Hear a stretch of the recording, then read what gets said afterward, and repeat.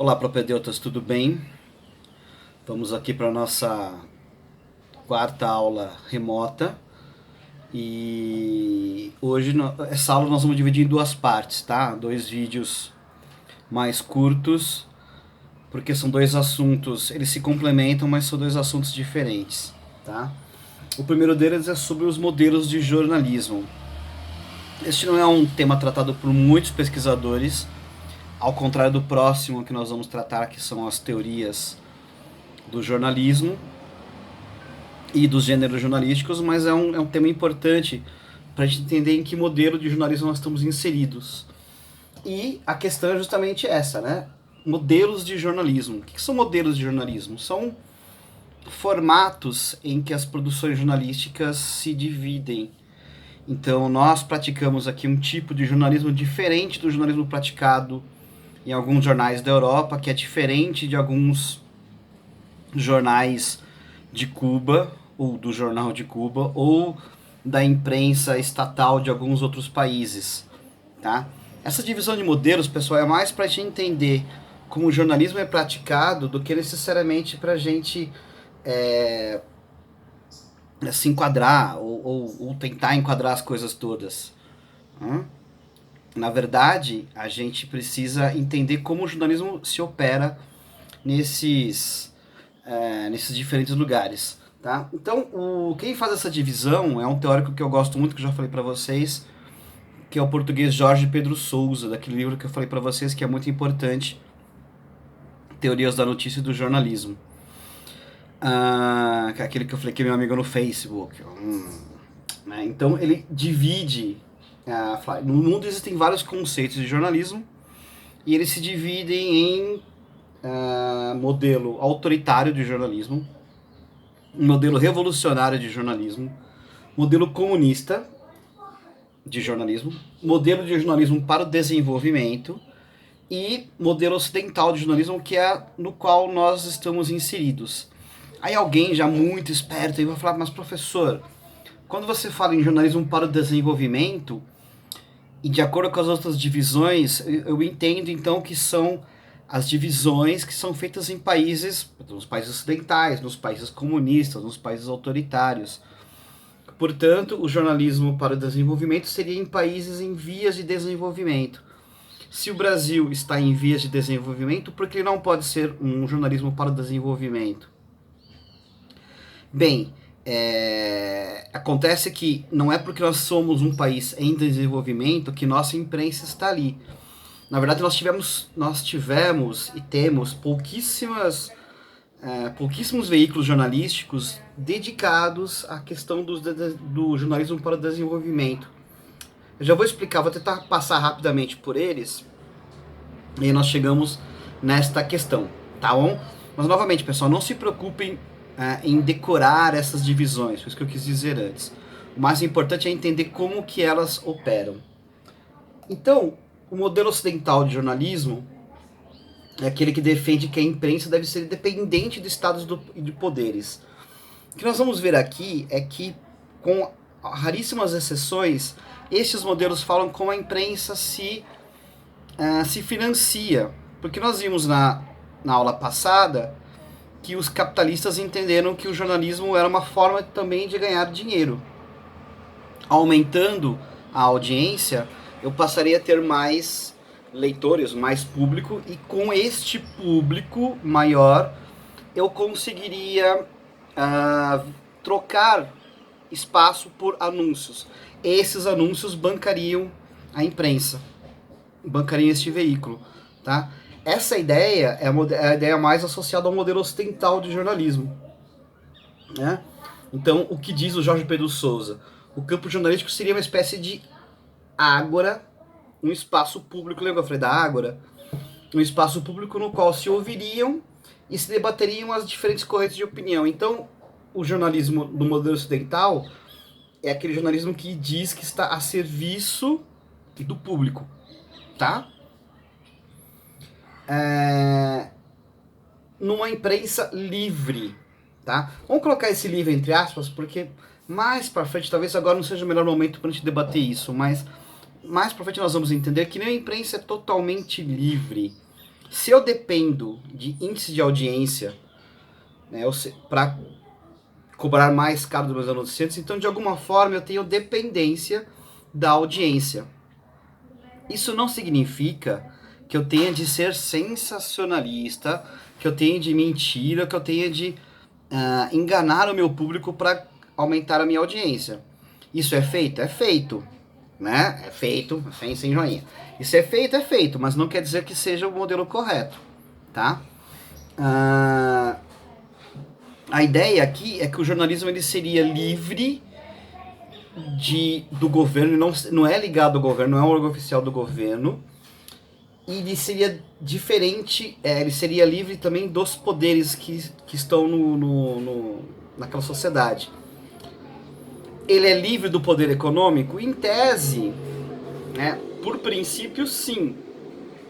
Né, ele escreve aquilo independentemente de desagradar ou não o anunciante. O que nós vamos ver mais pra frente é que sim, quando eu falo nós aqui em outras disciplinas, a gente vai analisar melhor essa questão da independência do poder econômico. Mas em tese, sim. Né, ele é um jornalismo preocupado em debater as questões, debater aquilo que é interesse para o público em qualquer uma das editorias, não estou falando só de política. Né? Então, os estados que têm uma imprensa livre também têm leis que protegem as liberdades individuais, elevados níveis de rendimento econômico, alfabetização e educação, porque o público vai utilizar esses veículos como forma de fazer os grandes debates, existência de uma oposição legítima e um mercado publicitário capaz de gerar receitas suficientes para sustentar essa imprensa. Então é uma imprensa que não dependeria do governo.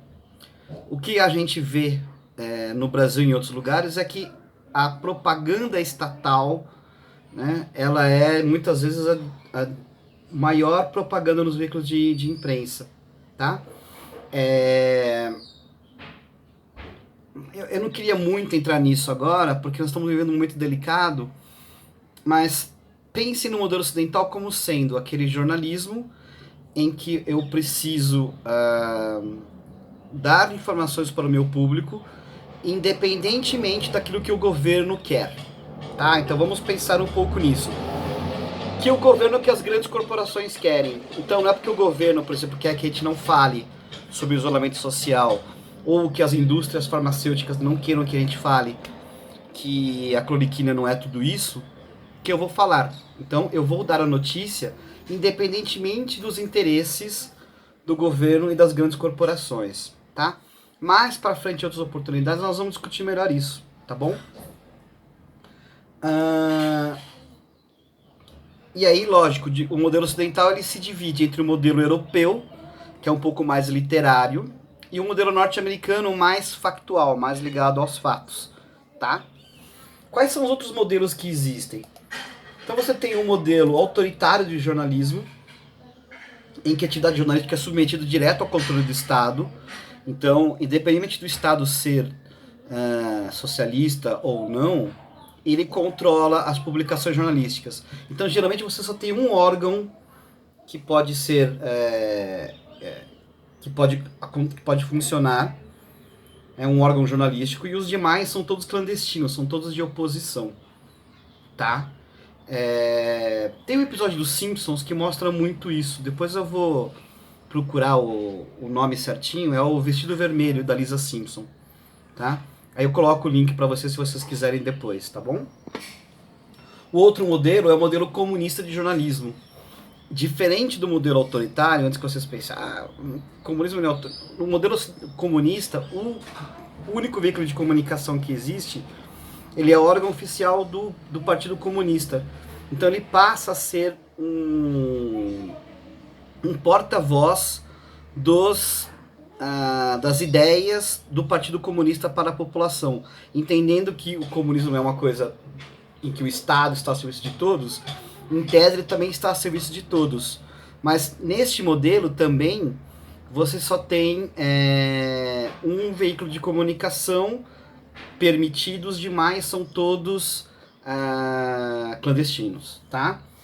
Qual a diferença entre comunista e autoritário?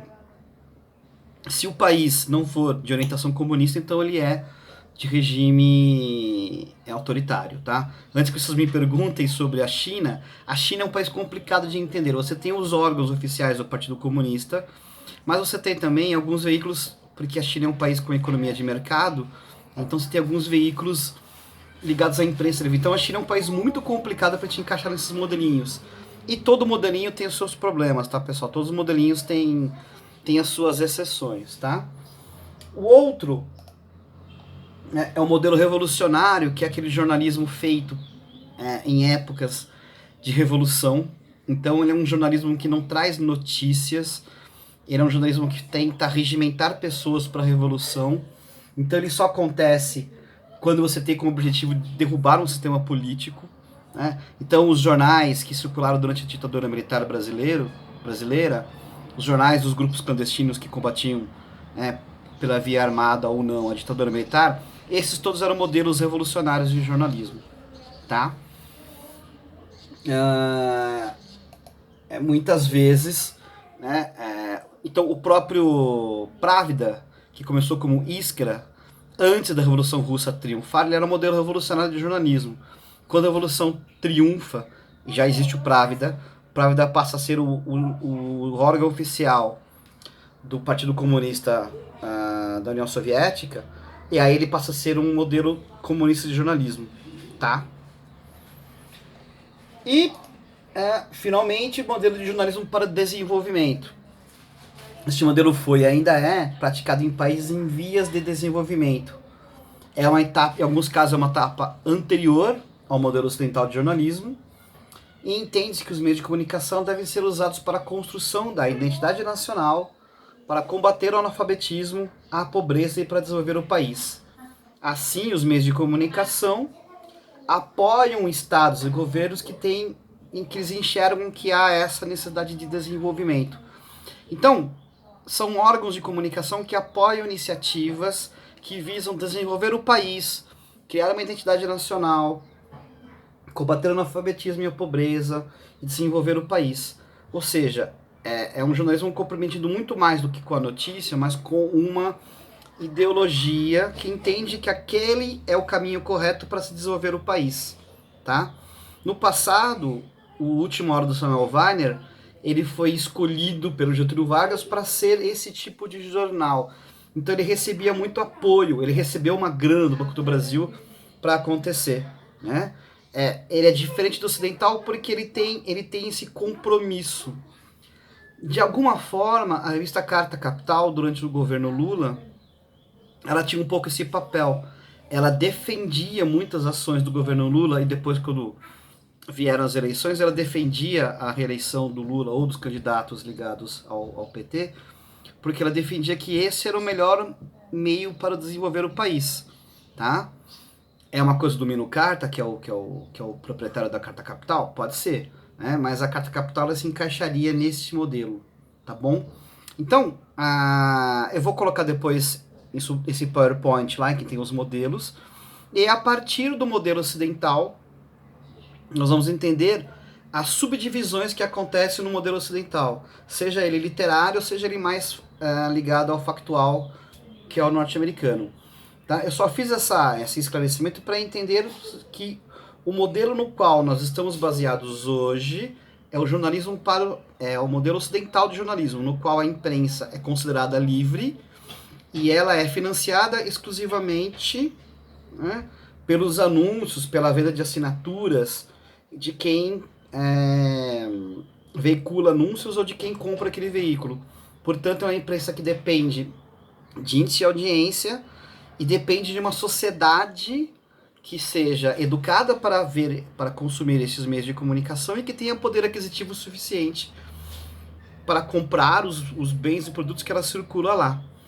Então, isso que é complicado. Nós estamos no meio do caminho. Nós temos uma sociedade baseada neste modelo, mas ainda temos uma sociedade ainda muito pobre, analfabeta, e aí a gente, né, por isso que a gente tem tantos problemas com a imprensa. Então, na verdade, além de defender uma imprensa livre, a gente tem que defender um aprimoramento cultural e econômico um desenvolvimento melhor, né, cultural e econômico da nossa população, tá bom? Dúvidas, coloque lá nos comentários, tá bom, pessoal? Depois tem a segunda parte.